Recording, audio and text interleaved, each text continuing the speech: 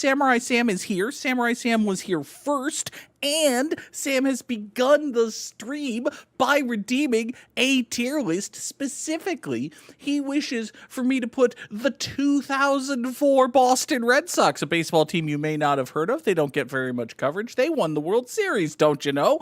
The 2004 Boston Red Sox in a tier list. Oh, goodness.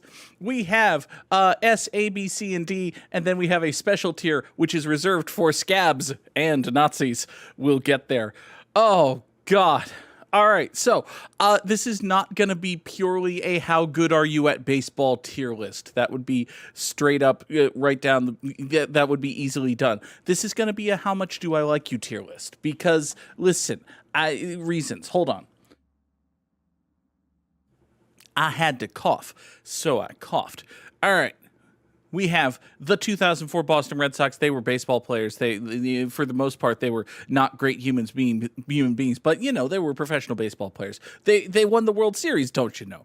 And I liked them, or in as much as I liked the team, in as much as the team won the World Series. Listen, there was a good part of the year 2004 where I did not exactly like the Boston Red Sox, but we'll get there. We will start with Tim Wakefield, an adorable journeyman dude who was... how can you not love Tim Wakefield? Tim Wakefield was fantastic, except for the parts where he was bad and on the team for a few years too long, and it was like 2012 Tim Wakefield. 2012 Tim Wakefield was not necessarily the underscore Gook's favorite pitcher in the history of the whole wide world, but 2004 Tim Wakefield was good and fine and solid, and he ate a bunch of innings, and he did that noble thing in Game 3, and then he stunk out the joint in Game 1 of the World Series, and it's fine. It's fine. Tim Wakefield's going probably at the bottom of S tier. He might get bumped down to A tier. We'll see here. Doug Mientkiewicz... At the time, I was all aboard the Doug Mientkiewicz train because I was like, yay, defense! But it was first base defense. And he couldn't hit. It's like, come on, Doug. You play first base. I understand that defense is important and all, but you play first base, Doug. And there was the fracas over the ball, and it turned into a whole thing, and he was fine and good and whatever. He played second base one time. That was cool. Doug Mientkiewicz goes on the B tier. Is this the first utterance of the phrase Doug Mientkiewicz train? Do you think that no one else has ever been on the Doug Mientkiewicz train? Minneapolitans are beside themselves with that suggestion, Sam. Mike Timlin was a good, solid middle reliever, and we shan't say a word about his politics. Mike Timlin and Alan Embry are the yin and the yang of, well, not really. They're just both beardy white middle relievers who you don't want to think anything about them, how they exist or live their lives in any way outside of a baseball context. They're good, solid middle relievers, and that's all they need to be. Mike Timlin goes on the B tier. His partner in crime, Alan Embry, also goes on the B tier. Doug, get behind Mike. Come on, Doug. Get over here. Listen, I don't know anything overly specific about Mike Timlin's politics. I do know that Mike Timlin is a middle-aged white man who made a career for himself based off of his body and athletic achievements, who then became a very wealthy man. And he enjoys wearing camouflage-tinted clothing. Okay? Professional athletes, particularly professional baseball players, it's like you've got your political spectrum, right? And you've got your middle over here, and hold on, I have to be very careful with the placement of the hand because camera. Okay, so you've got your middle of the political spectrum over here, and you've got your decent people starting to be over here, and then you've got way over off in the far left, you've got your ultra leftists and whatnot. So we come back to the middle, right? And then we start with professional baseball players, and we just kind of boom. As a class, we just go, boom. We just continue going, boom. You know, let's talk about how many 2024 Los Angeles Dodgers were upset about the invitation to go visit President Trump at the White House. Oh, right, it was none of them. Let's talk about how many 2025 New York Yankees were upset about the possibility of having President Trump in their clubhouse. Oh, right, it was none of them. Okay? As long as you'd shut up about it. As long as you shut up about it. If you just shut up about it, you don't get the flack. Mike Timlin has not, to my knowledge, said a fucking thing. And therefore, we shan't talk about it. We will make jokes and assumptions, and then we will move on with our lives. We will not talk about it. But yeah. Derek Lowe. Man, I fucking hated 2004 Derek Lowe. Oh, God. 17-year-old the underscore gook. Fucking hated 2004 Derek Lowe. 2004 Derek Lowe was supposed to be the best number 5 starter in baseball because he was like a good number 3 starter, but he was the Red Sox 5th best starter. And then he was the Red Sox 5th best starter because he had a bad season. But he kept getting starts, and he kept not being good. And then he started Game 4 of the 2004 ALCS, and he was just fine. He was decent. He was really solid and good. And then, 2004 Derek Lowe. My big memory of Derek Lowe, I was very happy for Derek Lowe. The Red Sox had a big celebration at Fenway Park at the home opener in 2005, as you do. And like the 2004 offseason was a very weird one. The Red Sox kind of blew up the roster a little bit. They let a lot of dudes walk, and one of the dudes they let walk was Derek Lowe. Derek Lowe signed a big long-term contract with the Dodgers in the winter of 2004 to 2005. But for the home opener at Fenway Park in 2005, the Red Sox were doing a ring presentation ceremony for the guys who were left, and they invited everyone, even the dudes who had signed with other teams. And to my memory, the only one who took them up on that was Derek Lowe. He got permission from the Dodgers to come back to Fenway Park to be celebrated at the ring ceremony. That was very cool. And then the 2005 Red Sox were weird. But, Derek Lowe, you can be in the C tier. You did fine. Doug Mirabelli. Go look at Doug Mirabelli's baseball reference page sometime. You'll realize that an underrepresented part of how the Red Sox won the World Series in 2004 is that Doug Mirabelli, perennial backup catcher, just randomly had an awesome season. Like, Doug Mirabelli had a fucking amazing season in 2004 for reasons. I don't know. You were a good, solid defensive catcher. You could catch the knuckleball. You also hit the fuck out of the ball, Doug Mirabelli. You get a C. And then the Red Sox hung on to you for too long because, well, you could catch the knuckleball, and they had Tim Wakefield. And, if this might eventually turn into a how much do I like you for your entire breadth of your career, which it's fine. It's fine. Tim Wakefield was a cool dude. There we go. There was that time that the Red Sox were like, we can teach anyone to catch a knuckleball. How hard can it possibly be? Ron Washington gif, it's incredibly hard. It was, in fact, incredibly hard. It was incredibly hard to the fact where they panic traded for Doug Mirabelli and then got a police escort for Doug Mirabelli because it was incredibly hard. Hi, Dave. David Ortiz, a tremendous hitting dude and also an asshole. A tremendous hitter, a fantabulous slugger, an emissary of the team, an icon of the franchise, Red Sox Hall of Famer, future baseball Hall of Famer probably. I think, he got inducted, didn't he? That sounds right. Wait, have we not yet had the David Ortiz Hall of Fame discourse? David Ortiz must have gotten into the Hall of Fame by now, and I just forgot about it. Yeah, he's in. Doy. I'm smart. David Ortiz was great and amazing and awesome, and now he's a talking head, and every time he's on Fox and the Yankees get eliminated from the postseason, he just goes, Yankees lose, which is funny. It's very funny. Congratulations, David Ortiz. You get to be in the S tier. Hi, Kevin. You're in the Scabs and Nazis tier. Hi, Kurt. You're in the Scabs and Nazis tier. That was easy. Hi, Mark. Mark Bellhorn. Man, I fucking hated Mark Bellhorn. God, 2004 the underscore gook was not a smart child. He fucking hated Mark Bellhorn. Mark Bellhorn was a pretty solid dude to have in your middle infield in the early to mid 2000s. He couldn't, run or hit for average or field great, but he got on base a lot and he had a really good slugging percentage. He could play second base, which is, you don't typically see a dude who can get on base and hit for slugging and be. He was a legitimate like lefty masher, I think. 2004 Mark Bellhorn. The underscore Gook fucking hated Mark Bellhorn. The underscore Gook hated Mark Bellhorn so fucking much. With the benefit of hindsight, I could take Mark Bellhorn. Yeah, you were on the team, whatever. On the scale of the 2004 Red Sox, you were one of the 2004 Red Sox of all time, Mark. Congratulations. You get to be there. Johnny Damon. Hello, Johnny Damon. You were a very, very, very good baseball player. And, well, we're not saying anything about their politics, right? We could just rename the B tier the look, we're not saying anything about your politics tier. Johnny Damon was good and fun, and he had the long hair, and he drew Jesus allegories, and that's fine and good or whatever. Cowboy Up and all that. Hi, Mill Biller.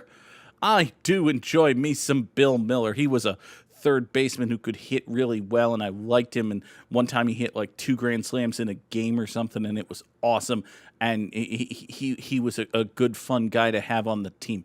I don't know. It feels wrong to split up Mike Timlin and Alan Embry. They're going to be joined at the hip forever. So we'll do that. Yeah, sure, fine. Hi, Dave. Listen, here's a true fact. I don't have a single fucking thought about Dave Roberts on the 2004 Boston Red Sox. I don't remember anything Dave Roberts did for the 2004 Boston Red Sox except the one thing we all know Dave Roberts did for the 2004 Boston Red Sox. Apparently, they got him in like July as a backup outfielder and pinch runner or something.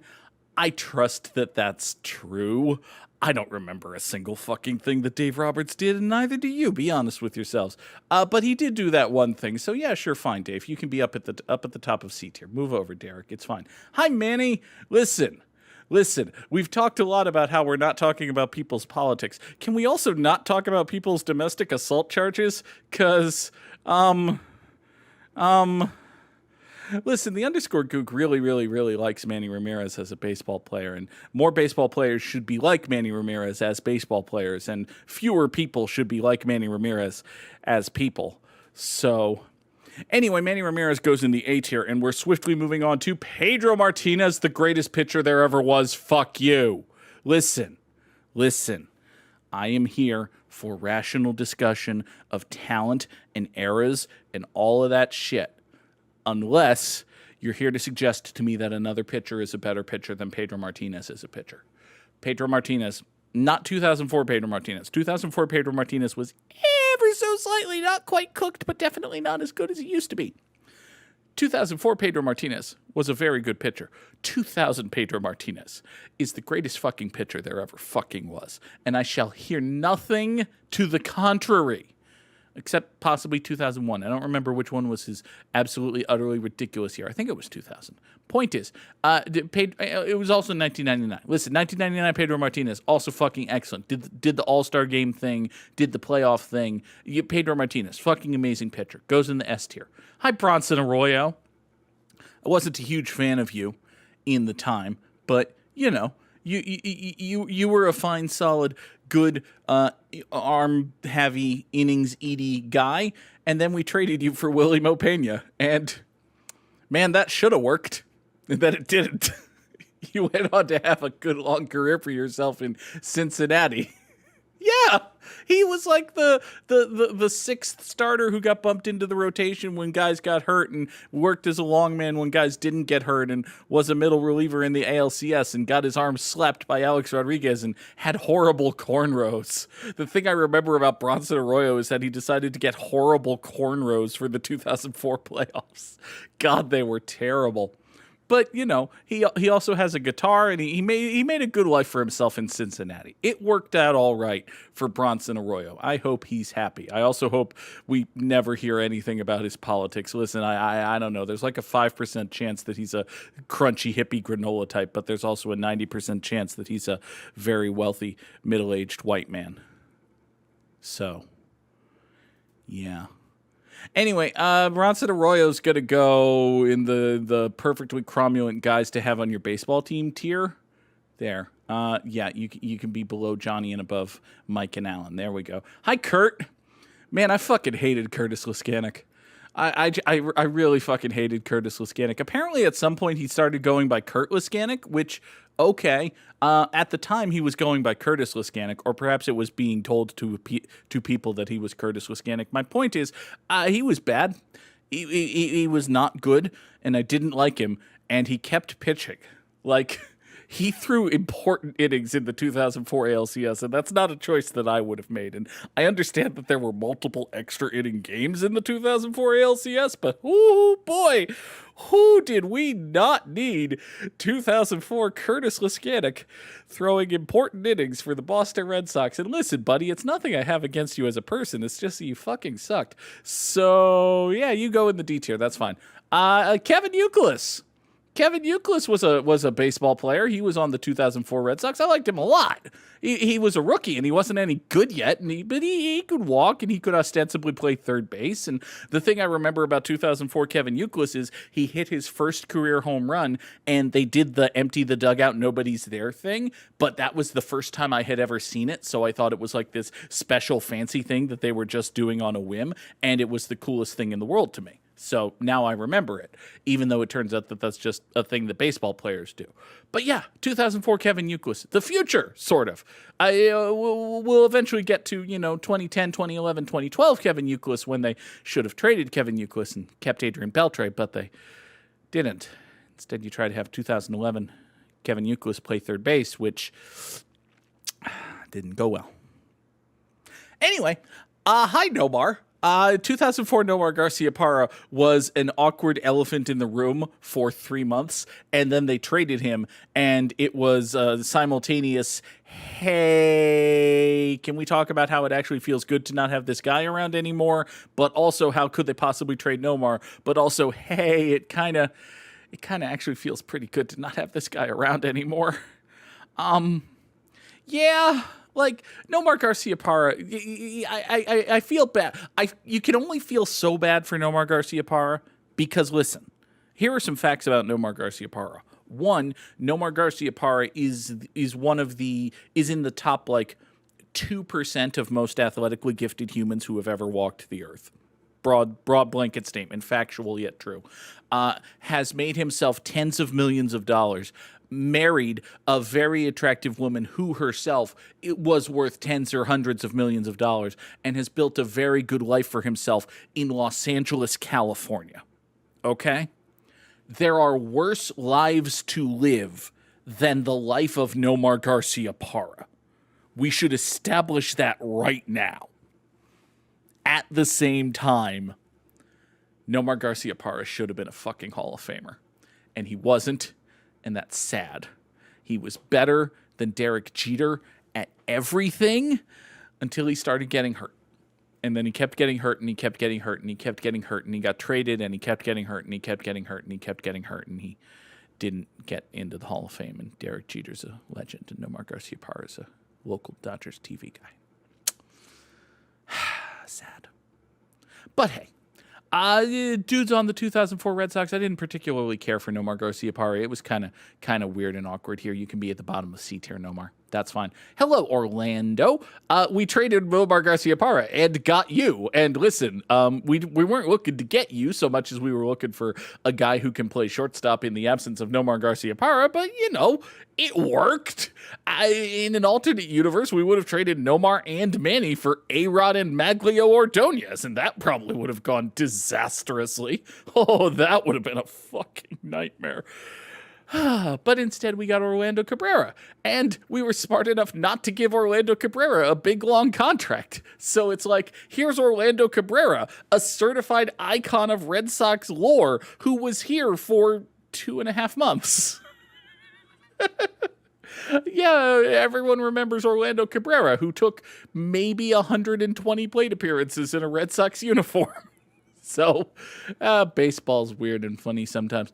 Orlando Cabrera can be right at the bottom of B tier, just above Doug. Sorry, Doug. Trot Nixon, I irrationally love Trot Nixon. Trot Nixon is like one of my favorite personal cheeseball type dudes. Trot Nixon is the reason I love me platoons. Trot Nixon is the reason I love me left-handed slugging corner outfielders, because they remind me of Trot Nixon. Trot Nixon was fucking awesome. Dude could hit the fuck out of a right-handed fastball and had a pretty good throwing arm in right field and did basically nothing else, like, ever. But he did those things, and he was good. And have you ever seen Trot Nixon try to hit left-handed pitching? It was a bad time. It was not good. I think like one time Trot Nixon hit a homer off a lefty. Other than that, it was bad, man. Hello, Keith Folk. You gave your arm and knee so that we might have a ring. You are absolutely going in the goddamned S tier. Oh, Keith Folk. Listen, Keith Folk pitched his fucking arm to shreds and death in games 4 and 5 of the ALCS, and he fucked himself up so fucking bad. Somehow we got through games 6 and 7 and the entire rest of the World Series before anyone realized, hey guys, Keith Folk is fucked. But, yeah, 2005 Keith Folk wound up having a bad time. A bad time he had. Yeah, Keith Folk basically, like, yeah, it went real bad real fast for him after that. But we won that World Series, and he's a fucking legend. And I assume that the only reason Keith Folk hasn't been a legendary media personality in Boston for the last 20 some odd years is that that's not the career he wanted to be. Because if he wanted to be Jerry Remy, he very easily could have been Jerry Remy. Instead, Will Middlebrooks is Jerry Remy now, which is weird. Anyway, hi Tito. Okay, so Terry Francona was the manager of the Boston Red Sox, and therefore he gets some love. On the other hand, he was a fucking idiot, and I fucking hated him. I hated Terry Francona so much until it, worked. Actually, even when it was working, I didn't like Terry Francona as a manager. Listen. Somebody made the decision to put Pedro Martinez in Game 7 of the 2004 ALCS, Terry Francona. And I'm not saying that it was you. I'm not saying that it was you. I think it's personally, and this is me saying this, I think Pedro Martinez took Terry Francona in a back room in the clubhouse, and he got really close up into Terry Francona's face, and he said, listen, buddy, I am pitching in this fucking game. And Terry Francona said, yes, sir, Mr. Martinez, sir. Go warm up in the bullpen, sir. I think that is what happened. If that is not what happened, now that is not the official line as to what happened. The official line as to what happened is that Terry Francona had a stupid idea and it turned out bad and it almost cost us Game 7 of the 2004 LCS until it didn't. But listen, if that actually was Terry Francona's idea, Terry Francona should have been fired. But he wasn't, and instead he went on to be one of the better Red Sox managers in history, and he won a couple World Series, and then he got run out of town on a rail, because that's what happens in Boston. Just wait, Alex Cora. They're coming. In the meantime, Terry Francona, you can be, I don't know, man. I feel bad to only have Kurt Liskanek in the D tier. On the other hand, I do hate Kurt Liskanek more than I hate Terry Francona. I don't hate anyone who was on the 2004 Red Sox, unless they're a scab or a Nazi. But listen, it feels very weird to have only Kurt Liskanek's placid little mug here. Hi, Gabe? Oh, that is Gabe. Hi, Gabe. Gabe Kapler. Backup outfielder extraordinaire until you tore your Achilles on a homer, which was sad. But that wasn't in 2004. That was later. You were the prototypical dude to pair with Trot Nixon. Listen, for every Trot Nixon, there must be a Gabe Kapler. And the 2004 Boston Red Sox had them a Gabe Kapler, and he was good and fine and whatever. I don't really particularly care about you, Gabe Kapler. Actually, here. You can go there. That's a life mantra to live by. For every Trot Nixon, there must be a Gabe Kapler.